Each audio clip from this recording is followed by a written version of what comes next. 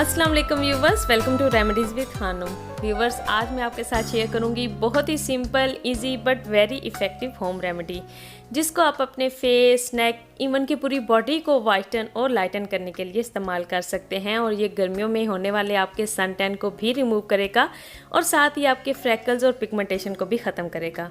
और इसको बनाने का तरीका इतना आसान है कि आप खुद हैरान हो जाएंगे। तमाम चीज़ें आपको घर से आसानी से मिल जाएंगी। और एक बेस्ट बात बताऊं आपको कि आप इसे इस्तेमाल भी चाहें तो रोज़ाना कर सकते हैं।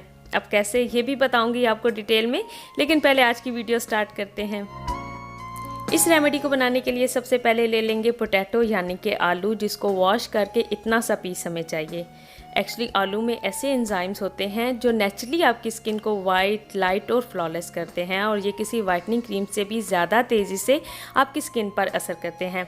हम पोटैटो को उसकी स्किन के साथ यूज़ करेंगे और इसके साथ हम ऐड करेंगे क्यूकम्बर यानी कि खीरा, जिसका कि इतना सा पीस हमें चाहिए।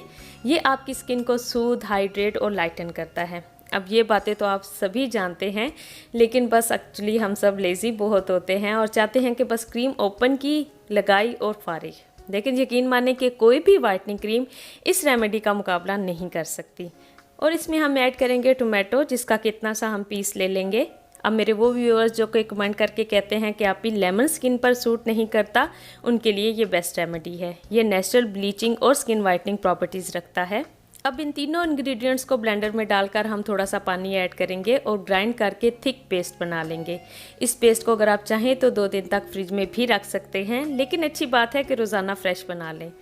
अब फेस पर अप्लाई करने के लिए चाहें तो 1 स्पून ओट्स फ्लोर यानी कि जौ का आटा या बेसन शामिल कर लें।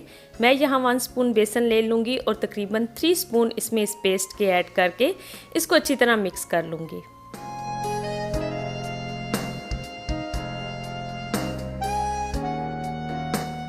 फेस पर अप्लाई करने से पहले आप अपने फेस को अच्छी तरह वॉश कर लें और इस पेस्ट को आप आर्म्स, हैंड्स, नेक पर भी अप्लाई कर सकते हैं। लेकिन अगर स्किन आपकी बहुत ज़्यादा ड्राई है तो इसमें ½ टीस्पून कोकोनट ऑयल ज़रूर मिक्स करके फिर अप्लाई करें। अप्लाई करके 1 फिंगर से लाइट सा मसाज कर लें ताकि स्किन में ब्लड सर्कुलेशन तेज़ हो जाए। इसे 10 से 15 मिनट तक के लिए लगा रहने दें। लेकिन अगर आपको ज़्यादा ड्राई फील हो तो ज़रूर वाटर ऊपर से स्प्रे करती रहें। 15 to 20 मिनट्स अप्लाई करने के बाद अपने फेस को नॉर्मल पानी से अच्छी तरह वॉश कर लें। आपको सॉफ्ट, फेयर और रेडिएंट स्किन मिल जाएगी। और ये रेमेडी फर्स्ट वीक आपने रोज़ाना फेस पर अप्लाई करनी है, क्योंकि अगर वाइटनिंग क्रीम्स और फेस वाशेस आप रोज़ाना फेस पर अप्लाई कर सकते हैं जिनमें वाइटनिंग के लिए सिर्फ कुछ केमिकल्स ही इस्तेमाल हुए होते हैं, तो ये तो सेफ़ और रोज़ाना खाने वाली चीज़ें हैं। फिर आप स्किन पर क्यों नहीं अप्लाई कर सकते।